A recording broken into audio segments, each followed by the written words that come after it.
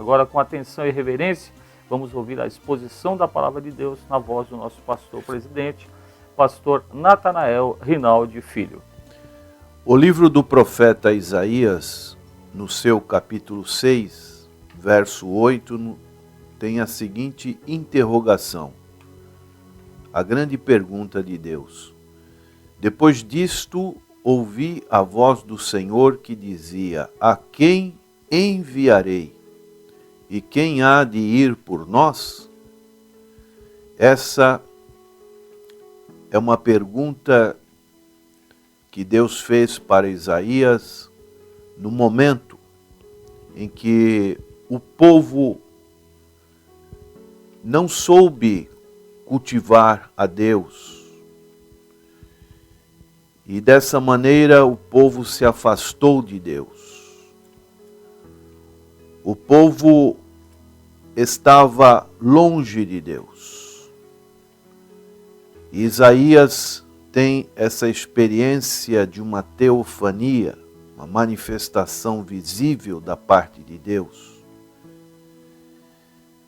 E a vinda de Deus geralmente é acompanhada por fenômenos como terremotos, fumaça, fogo e relâmpago. É o que nós encontramos no relato de Isaías, no verso 1. Eu vi o Senhor assentado sobre um alto e sublime trono, e as abas de suas vestes enchiam o templo. Não o templo de Jerusalém, mas o templo celestial.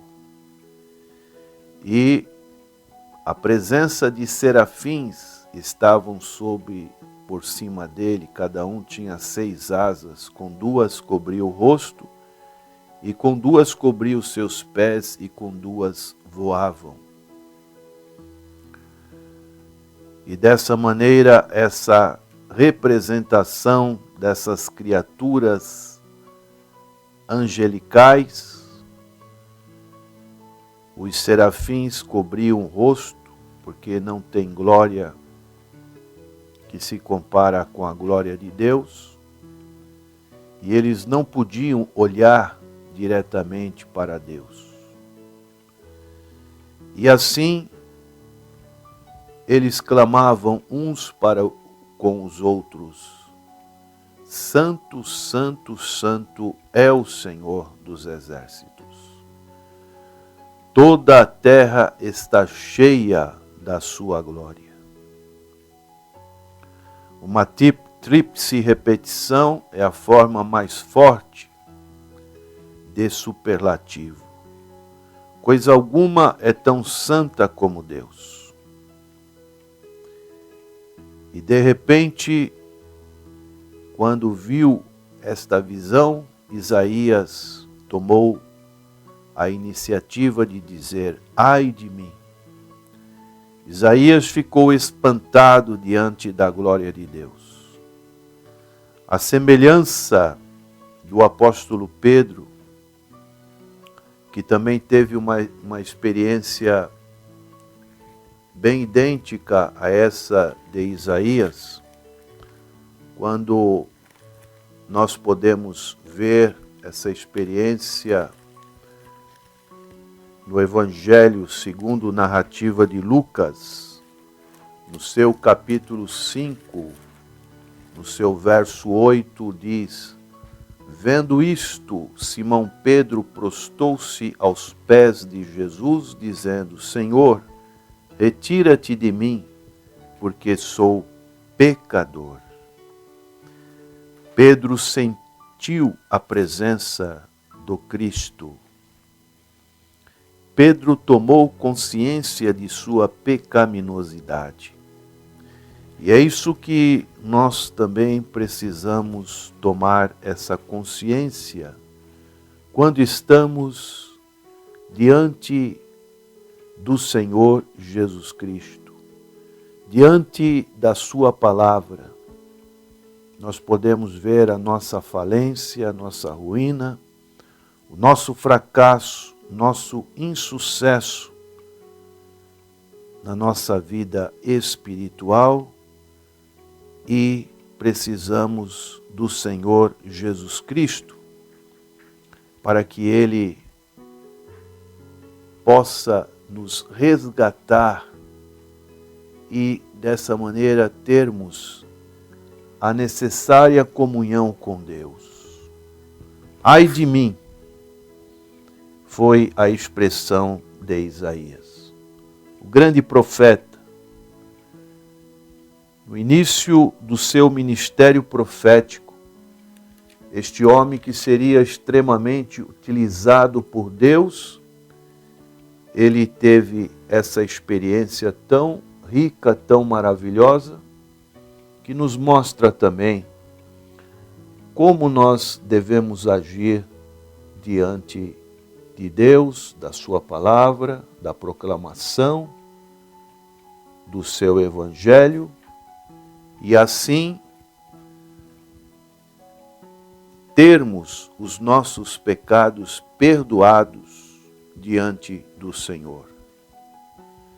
E Isaías pôde dizer: estou perdido, porque sou homem de lábios impuros, habito no meio de um povo de impuros lábios, e os meus olhos viram o Rei, o Senhor dos exércitos.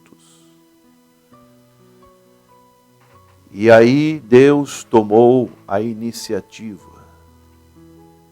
Então um dos serafins voou para mim, trazendo na mão uma brasa viva, que tirara do altar com uma tenax. Com a brasa tocou a minha boca e disse: eis que ela tocou os teus lábios, a tua iniquidade foi tirada e perdoado o teu pecado. Dessa maneira, a purificação torna o profeta aceitável como ministro das palavras de Deus. Ele agora, nessa teofania que ele pôde contemplar, ele percebeu que seus pecados estavam agora perdoados.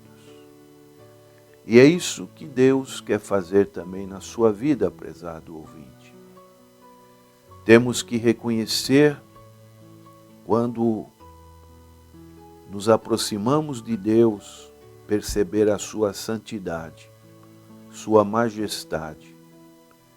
E nós só podemos clamar como fez Isaías: estou perdido.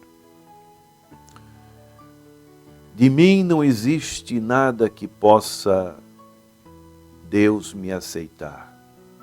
Somente Jesus Cristo, como meu substituto, pode dar o remédio para o meu pecado e eu perceber que em Cristo Jesus eu sou perdoado. E quando isto acontece, a grande pergunta de Deus, nós podemos responder, porque Deus tem feito tantas coisas para nós. E Deus pergunta neste dia: a quem enviarei? E quem há de ir por nós? E Isaías, depois deste grande encontro com Deus, ele pôde dizer: eis-me aqui, envia-me a mim. Então Deus responde: vai e dize a este povo: ouvi, ouvi, e não entendais. Vede, vede, mas não percebais. Por isso, essa palavra da pergunta de Deus é a mesma que o Senhor Jesus deixou para a chamada grande comissão lá de Mateus, capítulo 28, verso 18 a 20. Ide pregai o evangelho a toda criatura. Quem crer e for batizado será salvo, quem não crer será condenado. Isso está em Marcos 16, 15. Mas em Mateus 28, verso 18 em diante, diz: Ide fazei discípulos de todas as nações, batizando-os em nome do Pai, do Filho e do Espírito Santo. Então, temos diante de nós esta grande pergunta de Deus: a quem enviarei? E só podemos responder como disse Isaías: eis-me aqui. Então, nos momentos da vida de Isaías, Deus estava avisando que o povo ia rejeitar a sua mensagem e continuar indiferente ao chamado profético, ao arrependimento. Sua pregação até faria seus corações se endurecerem ainda mais forte contra o Senhor. Que diagnóstico triste daquele povo. É o que diz no verso 9 do capítulo 6 de Isaías: Vai e dize a este povo, ouvis de fato e não entendeis, e vedes em verdade, mas não percebeis. Engorda o coração deste povo e endurece-lhe os ouvidos e fecha-lhe os olhos. Não venha ele a ver com os seus olhos e a ouvir com os seus ouvidos e a entender com o seu coração e a converter-se e a ser sarado. Essa é a situação. O próprio Senhor Jesus repetiu essas palavras em Mateus capítulo 13, verso 14 e 15. Mas Isaías teria que pregar fielmente a mensagem popular desse juízo. Haveria, no entanto, um limite para o seu espinhoso ministério. Os juízos a serem infligidos por um rei chamado Senaqueribe, rei dos assírios, que lá nos anos 701 antes de Cristo, ele invadiu a Jerusalém. Diz no verso 11 e 12 desse capítulo 6, então disse eu, até quando, Senhor? E respondeu, até que se assolem as cidades, e fiquem sem habitantes, e nas casas não fique morador, e a terra seja assolada de todo. E o Senhor afaste dela os homens, e no meio da terra seja grande o desamparo. E essa situação de aflição levaria Jerusalém à fé e à obediência. E Isaías, então, teria um novo ministério durante os 15 anos concedidos por Deus a um outro rei chamado Ezequias. Dessa maneira, Deus, naqueles dias do profeta Isaías, ele realizou grandes coisas. E Deus continua realizando grandes coisas nas nossas vidas também. E essa pergunta que Deus fez para Isaías ainda é a pergunta que Deus fez para nós, Deus faz para nós no presente. A quem enviarei? E quem há de ir por nós? Quem pode atender esse convite de Deus? Será que você nesse dia pode dizer, eis-me aqui, envia-me a mim? As circunstâncias são bem próximas das circunstâncias de Isaías. Mas a palavra de Deus precisa e deve ser pregada.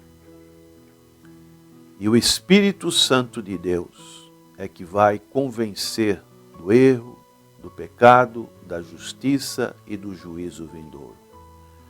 Que possamos atender essa pergunta de Deus e dizer como Isaías: eis-me aqui, envia a mim.